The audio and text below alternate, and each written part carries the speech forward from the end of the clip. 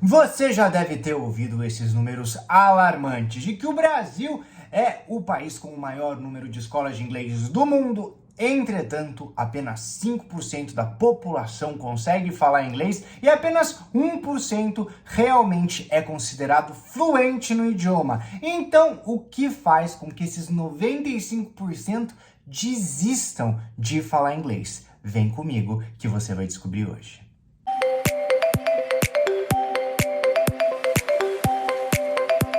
Hello and welcome! Eu sou Thiago Ferreira, sou apaixonado por idiomas estrangeiros e o inglês foi a minha primeira paixão, a minha primeira língua estrangeira que eu aprendi. Então hoje eu decidi aqui compartilhar com vocês por que tanta gente começa, desiste, volta e depois desiste novamente de aprender inglês. Mas antes de eu te entregar o ouro, não esquece de já se inscrever aqui no canal e dar o seu like, que é muito importante para mim, para eu continuar fazendo os vídeos aqui para vocês, trazendo várias novidades. Bom, então vamos entender o que acontece da parte emocional que faz com que a gente queira começar a aprender inglês com tanta vontade, mas depois de um tempo a gente começa a pisar no freio até que chega um momento que a gente para por completo. Bom, o que eu acredito ser o principal problema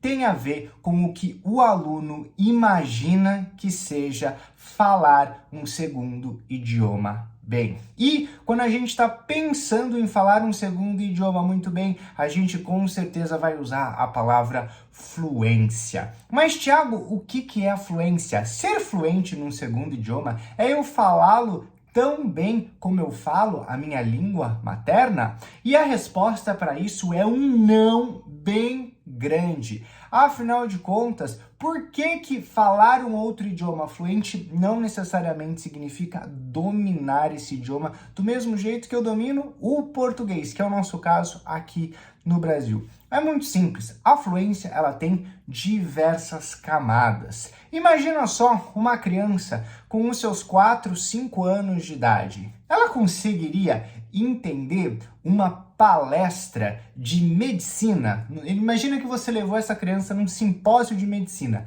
Ela ia conseguir entender o que o cara lá em cima está explicando? Muitas vezes nem a gente ia entender, não é verdade? Então, mas aquela criança, ela deixa de ser fluente? Óbvio que não.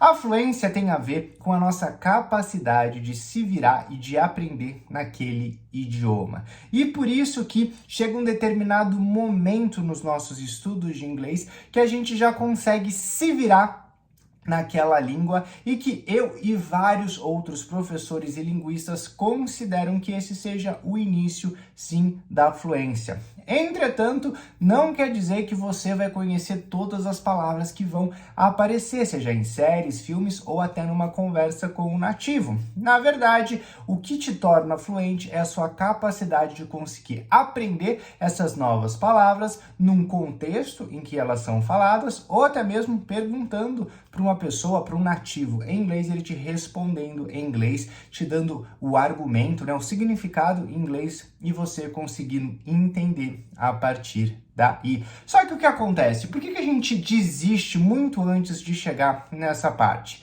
É porque a gente não entende como é que funciona a caminhada para chegar até lá. A gente acredita que aprender inglês é algo rápido. E quando eu falo algo rápido, eu tô falando assim que você, se tem a cabeça no lugar, você provavelmente pensa que você vai levar aí seus 2 anos, 3 anos para aprender inglês, não é verdade? Só que a maioria das pessoas não estuda com afinco suficiente para conseguir aprender inglês nem mesmo nesse período. Isso faz com que demore um pouco mais para essa pessoa chegar aonde ela quer chegar. E isso nos leva a um segundo problema muito grande com relação à expectativa que o aluno tem ao começar a estudar inglês. É a questão do resultado comparado ao esforço. Quando a gente vai aprender um segundo idioma, a gente tem que trazer para nossa mentalidade de que para a gente fazer sentido falar essa nova língua precisa fazer parte da nossa vida. Não adianta nada você aprender uma língua que ninguém fala. Por exemplo, cara, você vai aprender a falar a língua do P. A língua do P, ela é bem básica, mas é super difícil você conseguir falar. E você nunca vai conhecer ninguém para ficar falando língua do P, né? É uma coisinha engraçada que você fala 4, 5 palavras só, mas ninguém conversa nesse idioma. Afinal de contas, não existe uma sociedade que se interage com a língua do P. A mesma coisa a gente tem que pensar com relação ao inglês. Se eu tô querendo aprender inglês, faz sentido se eu quiser consumir conteúdo em inglês, se eu quiser conversar com outras pessoas em inglês para minha vida. Não adianta você pensar que você vai aprender inglês para usar uma vez ou outra. Isso daí, não faz nem sentido você perder o seu tempo para aprender inglês, porque você vai demorar um tempo, você vai ter que se esforçar para aprender. Então, o que é que você precisa colocar na sua cabeça? Quando você vai aprender um novo idioma, você precisa aproveitar o processo. Ou seja, você vai aprender um pouquinho de cada vez. E isso tem que ser o seu motor, o seu propulsor nos seus estudos. É você entender que, olha só, hoje eu aprendi 5 palavras, hoje eu aprendi 4 expressões, 10 expressões, né? Então, você vai perceber que tudo isso vai somando um pouquinho a mais, e aí o seu vocabulário, a sua capacidade, o seu domínio com a língua vão aumentando aos poucos. O desenvolvimento num segundo idioma, ele acontece aos poucos. A gente, é claro, tem noção que a gente aprende algumas palavras mais básicas logo no início, isso daí traz pra gente uma certa motivação, mas depois de um tempo a gente percebe que sempre falta muito, né? A gente sempre tem aquela sensação de, tô estudando, já tô aprendendo várias palavras, mas ainda assim, quando eu vejo uma cena um pouco mais extensa, seja um show, um programa, que seja na Netflix, eu falo, já me perdi, não consegui entender direito. Pois é, você precisa continuar. A razão pela qual, por exemplo, a maioria das crianças aprende um segundo idioma quando elas estão, num país estrangeiro, é porque o objetivo delas é se comunicar. O objetivo delas não é assim, quero atingir a fluência no inglês. Elas nem sabem o que é fluência nessa idade, né? O objetivo delas é o quê? Eu tenho que me comunicar. Hoje, na hora do recreio, eu quero saber como é que eu falo, não sei, um lanche, refrigerante, como é que eu falo suco, como é que eu falo brincar, né? São essas coisinhas que ela precisa saber para ela conseguir se comunicar com as outras pessoas. É isso que ela busca. Ela não busca o topo. Isso é o principal problema do adulto. É ele sempre mirar no topo. E o topo, principalmente quando a gente está no início, ele parece muito distante.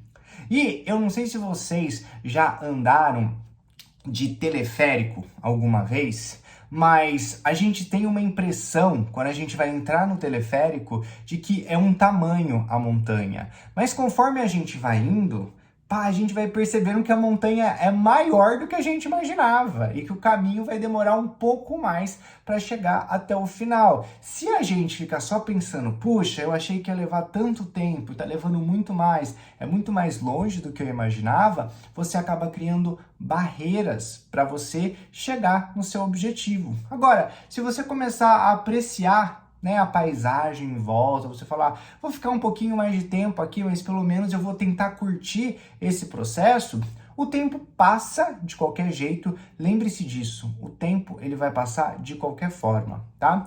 E você no momento vai chegar no seu objetivo. E lembrando que quando você chega no seu objetivo, o importante é você realmente trazer para sua vida aquilo lá. Como eu disse, você não vai aprender inglês para você usar 3, 4 vezes na sua vida. A partir do momento que você aprendeu, você vai querer usar o máximo possível, né? Então, o que eu percebo que impede a maioria dos adultos hoje no Brasil de aprender inglês nem é tanto o método, nem é tanto a questão da idade, por exemplo, não tem absolutamente nada a ver.